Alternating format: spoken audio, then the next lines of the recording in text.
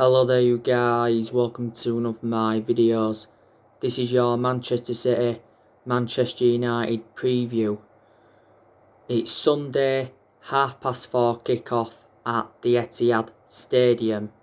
It is the Manchester Derby. A lot of Manchester United fans, including me, don't expect us to get anything from this game. City have won 21 straight games in all competitions.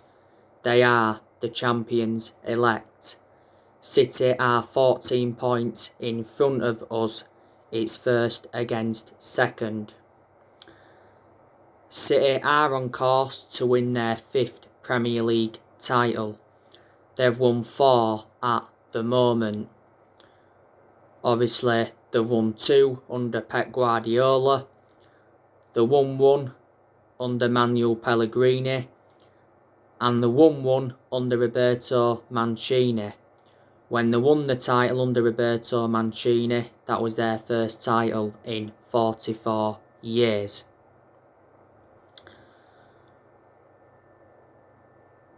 Pep Guardiola has won quite a few trophies at Man City.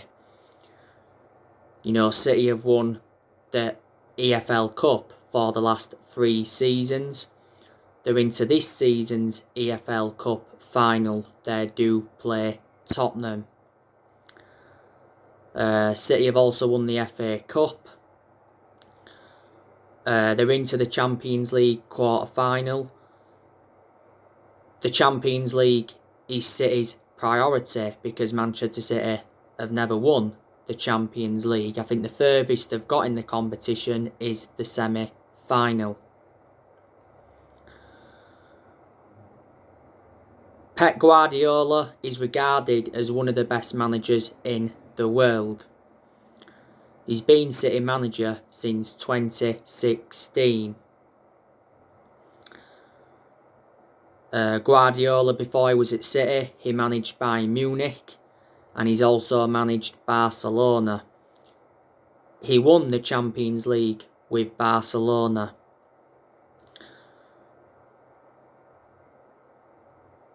Earlier on this season, Pep Guardiola signed a 2-year contract with Man City. A few years ago, City won the domestic treble. They replicated what we did in 1999. And I think that was a season Man City finished on 100 points. You know, City could win the treble this season. They could possibly win the quadruple, but I don't see them winning the quadruple.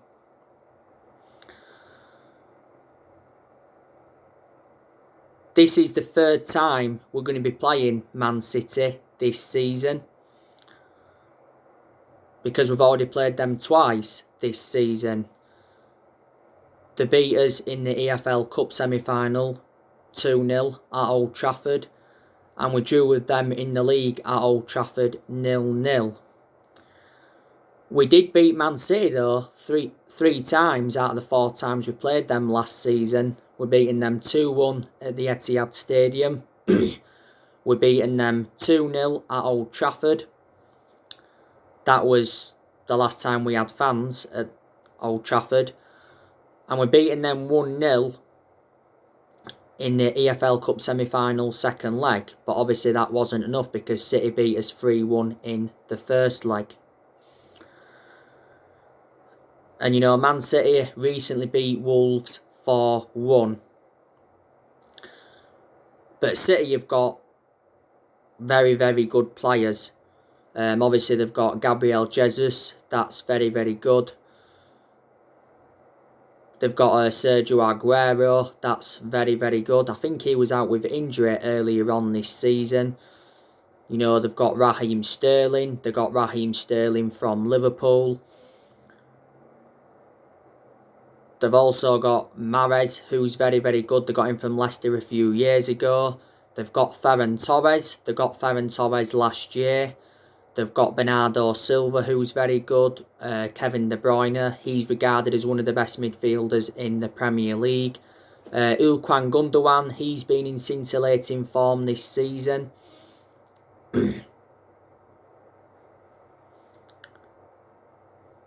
Phil Foden, he's come at Manchester City's ranks very, very well.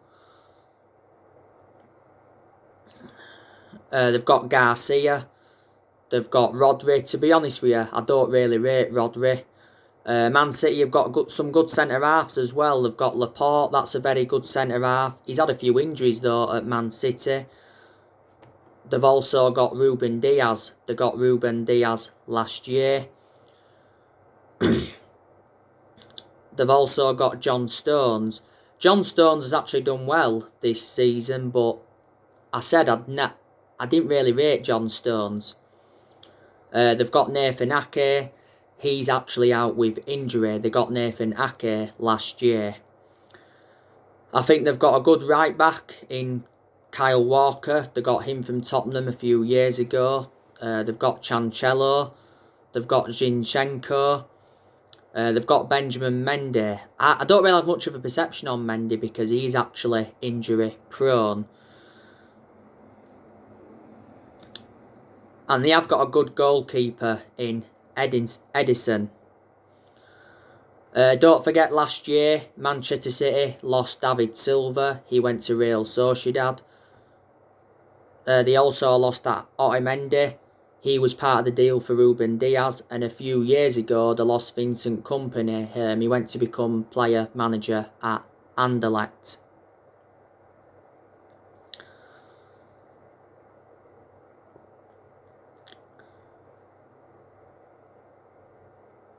We're coming into this game on the back of a 0-0 draw with Crystal Palace. It was a very, very poor performance by Manchester United. It was just a boring game. Obviously, Matic had a good chance in the game, produced a good save from the Crystal Palace goalkeeper. Rashford had a chance that just went wide. Cavani also had a chance or two. Cavani was very, very quiet in the game against Palace, but he didn't get enough service, did he? You know, Crystal Palace could have won the game because they had a fantastic chance right at the end of the game from Patrick Van Aanholt, but it produced a fantastic save from Dean Henderson. And it was a very, very disappointing result because we needed to beat Crystal Palace. In our last 3 games, we have drawn 0-0.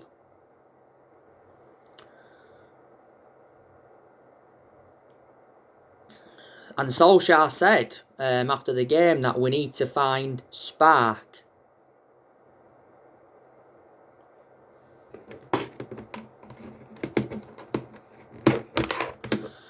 And Gary Neville came out and said that Man United are sleepwalking in the battle for Champions League qualification. You know, Bruno Fernandes, he was very, very poor against Palace. Rashford was poor. Maguire wasn't that good. And Wan-Bissaka was quite poor, got caught out a few times. Fred was also poor. I just don't see us getting out against Man City on Sunday.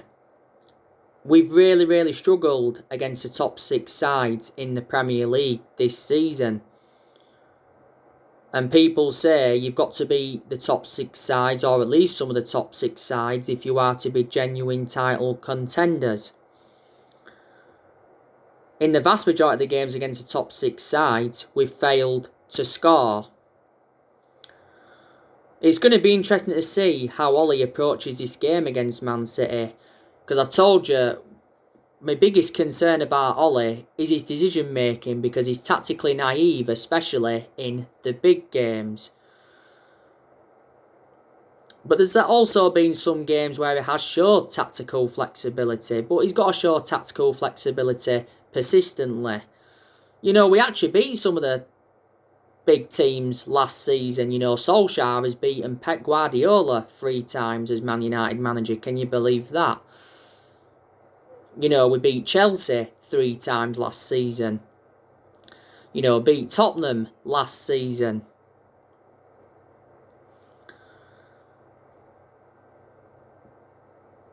By the way, David De Gea could be out for up to a month with personal reasons. So that means Dean Henderson is going to get a run in goal. I've already said I think Dean Henderson should be our number 1 goalkeeper because I think he's reliable enough now to become our number 1 because he has got that experience behind him. He endured 2 successful loans with Sheffield United and he's done well in the games he's played in this season. Solskjaer admitted earlier on this season that it's becoming more and more difficult to leave Dean Henderson out of the side. There was narratives coming out the other week saying that Dean Henderson has threatened to quit Man United if he's not assured the number 1 role, and we revealed our asking price for him. It's £40 million.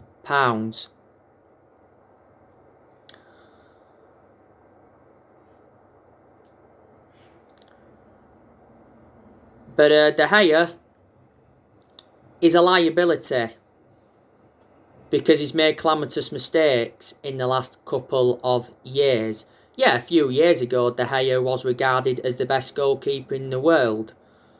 You know, this is his 10th season at Manchester United, so he has been a long servant. You know, if we sell De Gea in the summer, I think we'd get from between 50 to 60 million pounds. There was narratives coming out the other week saying that we've been looking at AC Milan's Donnarumma as a possible replacement for De Gea. Solskjaer's already warned De Gea that his number 1 jersey is under threat. And yet he has done well in some games this season where he's actually been slowly getting back to his best.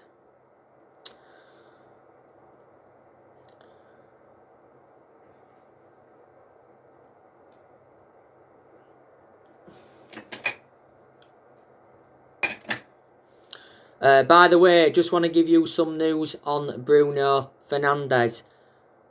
Man United are ready to stop Bruno Fernandes playing for Portugal this month. I think Bruno Fernandes needs a rest. He's been out of form a bit recently. You know, in most of his games at Manchester United, he has been very, very consistent. You know, when Bruno Fernandes plays well, he creates chances, he scores goals, he makes very, very good runs. But when he's playing pretty poor, you know, his final ball lets him down, he gets dispossessed quite a few times, and he lacks chances. But earlier on this season, Bruno Fernandes denied that he needed a rest because obviously he wants to help the club win trophies. Despite him being out of form a little bit recently, I still think Bruno Fernandes is our best player and he's the best signing we have made since Ferguson retired. He's won Player of the Month now quite a few times, reflecting on his good performances, and Fernandes said on his 12-month anniversary that he's planning on spending many years at Man United. By the way, I think we're willing to double his wages to £200,000 a week. There was narratives coming out earlier on this season saying that we were 3 months into contract talks with Bruno Fernandes. Bruno Fernandes' current contract expires in 2025. There's also an option to extend for the further 12 months. We initially paid £47 million for him, but with add-ons, the overall cost is just over £67 million. Martial, I think he's got an injury. I don't want to see him play anyway, you know, even if he wasn't injured, because Martial has been out of form for the vast majority of this season. You know, he's had chances, but he just hasn't converted them. Solskjaer did actually say that he's been impressed with Anthony Martial's work rate. and he's backed him to rediscover his form. Martial was good last season, and he was good in his debut season under Louis van Gaal. You know, Martial has been at the club now over 5 years.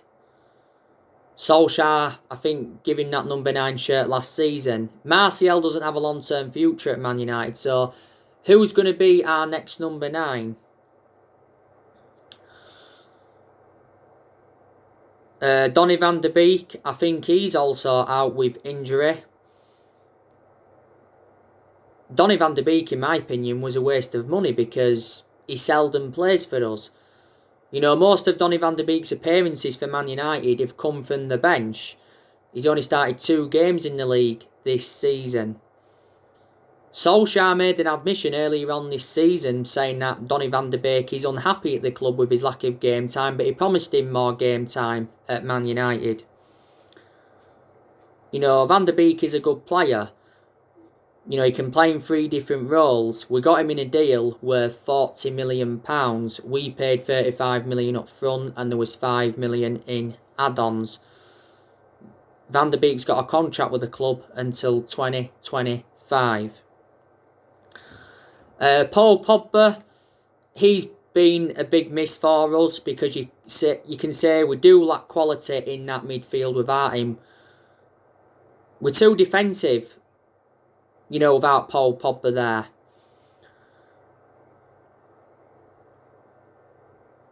You know, Paul Pogba has got a thigh injury. You know, the last game he played for us was the 3-3 draw with Everton. Solskjaer recently set a new Paul Pogba return date. Solskjaer is hopeful that Paul Pogba will return before the March international break. We'd been getting the best out of Paul Pogba in recent months before he got this thigh injury. He'd been enjoying the best period in his Man United career since he rejoined. But earlier on this season, Pogba had an ankle injury and he was out for the vast majority of last season with an ankle injury. So he's sustained a few injuries now at Man United. Now, I give you the news on Pogba, didn't I? Was it yesterday or the day before? Apparently now, Paul Pogba is open to staying at Man United after making a transfer U-turn, and he's willing to discuss a new contract.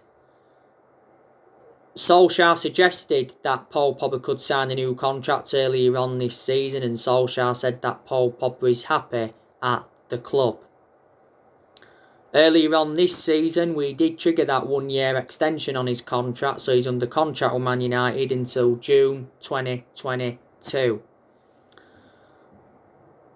Pogba's our most expensive signing at the moment because we paid £89 million for him, and this is his 5th season at the football club since he rejoined. Now, we know that his agent, Mino Raiola, is desperate to get his client out of the club in the summer. Mino Raiola has been criticised a few times. He doesn't have a good relationship with Man United. Mino Raiola did say that he's no intentions of destabilising his client's season at Man United. He also made an admission saying that he's working quietly on Paul Pogba's transfer to avoid offence. And he made an announcement back in December regarding Paul Pogba. And Solskjaer was furious with Mino Raiola's announcement because it was just before the game against RB Leipzig in the Champions League.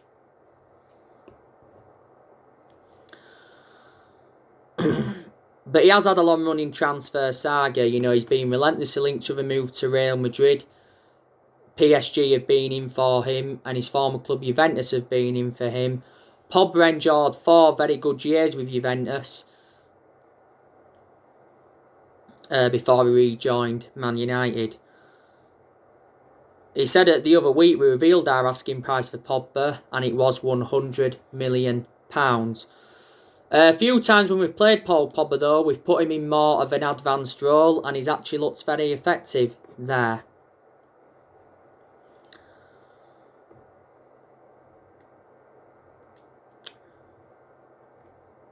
And On my next video, I will be giving you my starting 11 prediction for this game.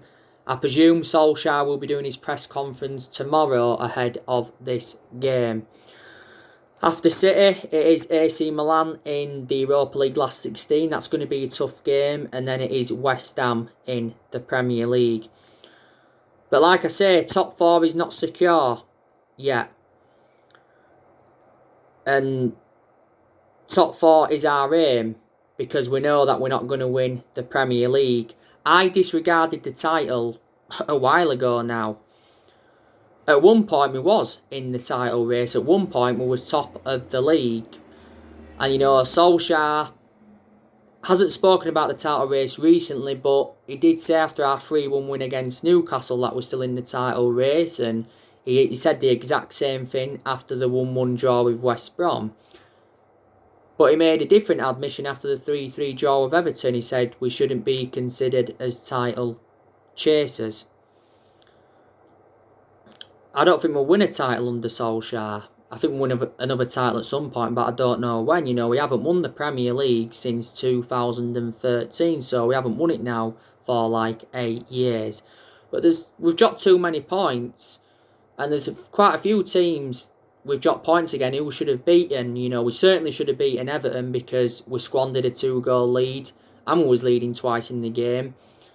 We conceded late on against Everton. We certainly should have beaten Sheffield United at home. We should have won away at West Brom.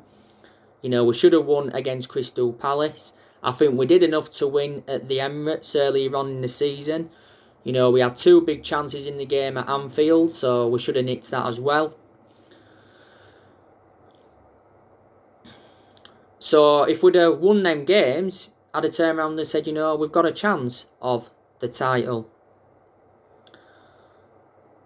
If we finished out of the top 4 this season, that would be a disaster. It really, really would. And then I'd turn around and say, Solskjaer definitely deserved to be sacked if we finished out of the top 4.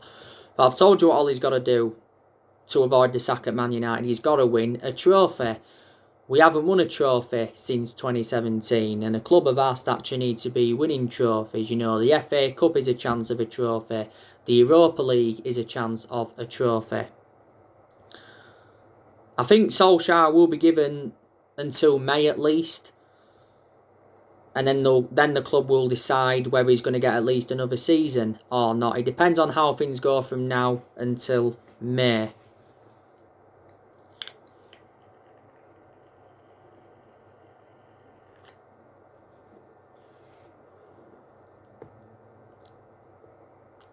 But I can assure he's not the long-term manager for Man United. You know, we've endured very, very bad periods under Ollie. You know, we're enjoying a bit of a bad period at the moment. We was enjoying a bad period prior to the Newcastle win because we'd only won one of our last 5 prior to that game. We was poor at the first part of this season. We enjoyed our worst start to a Premier League season for 30 years. That was the first part of last season. You know, we haven't been great at Old Trafford this season either. We've won a few games at Old Trafford in recent weeks and that, but if you've noticed, all our defeats have come at Old Trafford this season. You know, not all our inconsistency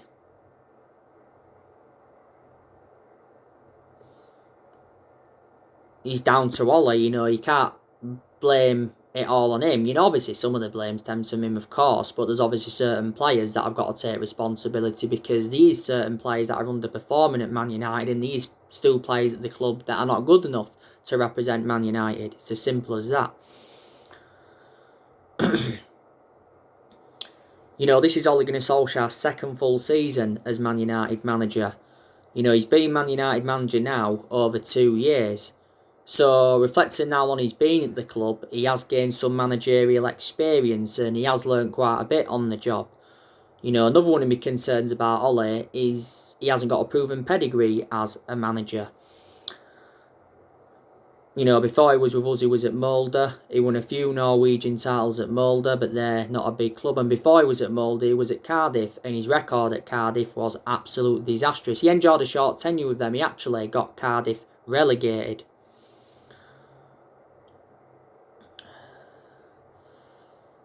But yeah, there is a lot of United fans that are now Ollie out, but if we do sack Ollie, who's going to come in to replace him? Because there's no one available at the moment, well, as far as I'm aware anyway.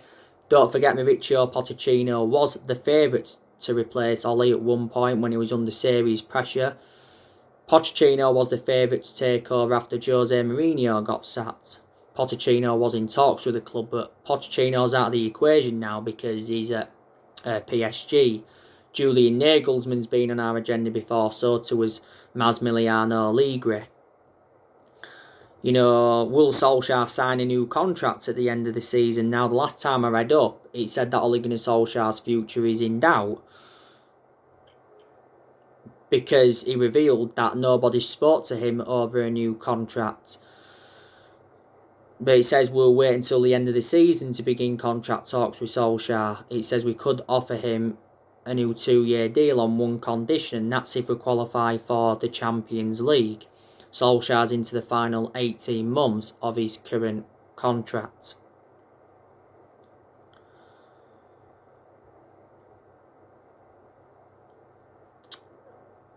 But it's been up and down under Ole, you know, because we've had some good periods as well where we've actually seen consistency.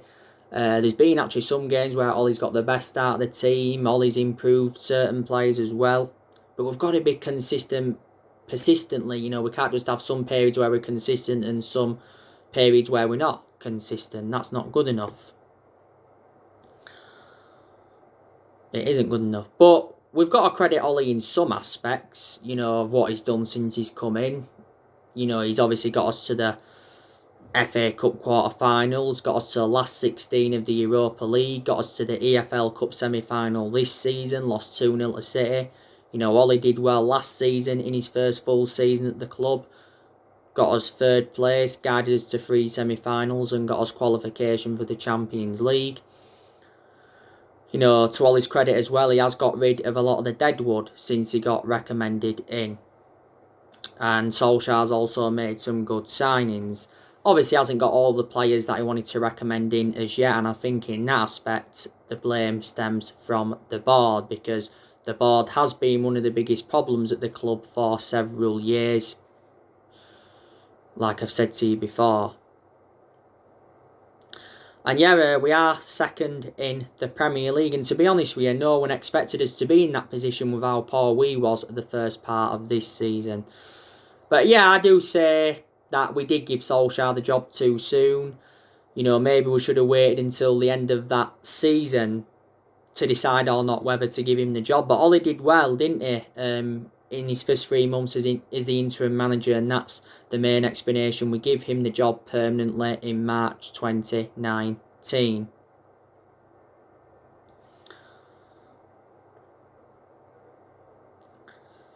Don't forget, Solskjaer did recently send a transfer warning to our fans, saying we won't be very active in the summer transfer window due to the coronavirus pandemic. And Solskjaer said he's only interested in bringing in players that would be a perfect fit for the club. A new centre-back and a new forward are the 2 priorities. There has been a lot of players on our agenda. Now, you obviously know the news on Rafael Varane. You know the news on Jadon Sancho. You know the news on Erling Haaland. You know the news on Jules Koundé. So there are a few of the players we are in for. We're also going to offload players in the summer. I think there's a good chance Juan Mata will leave in the summer. I think Martial needs to go in this summer. There's a chance Matic will be sold in the summer because he's not one of our first choice midfielders, but he still gets his chances. I want Phil Jones to leave this year. Like I said, De Gea or Dean Henderson are going to leave in the summer because Solskjaer said he's prepared to sell either of them in the summer. There's obviously been narratives of Axel Tuanzebe going out on loan because he, you know, doesn't get in our team, and I want us to sell Victor Lindelof in the summer because he isn't good enough for Man United. But yeah, in regards to Ollie, I still think he needs a bit more time. You know, he's our fourth permanent manager since Ferguson retired. We've sacked 3 managers since Ferguson retired, and that was David Moyes, sacked him after 10 months, sacked Louis van Gaal after 2 years, despite him winning the FA Cup, and we sacked Jose Mourinho after 2.5 years, despite him winning 3 trophies in his first season. And we're not even really known as a sacking club. You know, we've overpaid for players in recent years. We've spent over £1 billion on players, you know, since Ferguson retired. And there has been mistakes that have been made in the last 7.5, 8 years, and that's the main explanation why we haven't been so consistent. So anyway, guys, that's everything to update you today. Drop your comments, likes below on the channel. If you do, consider subscribe as always, and take care. God bless. See you all again very, very soon.